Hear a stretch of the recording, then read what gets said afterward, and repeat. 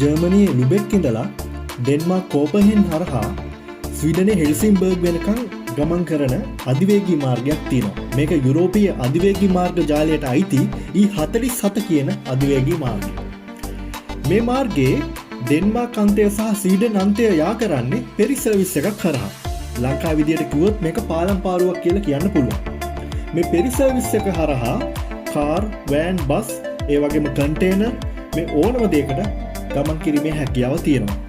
විශේෂයෙන්ම මගී ප්‍රවාහනයක් මේක හරහා සිද්ධ වෙනවා.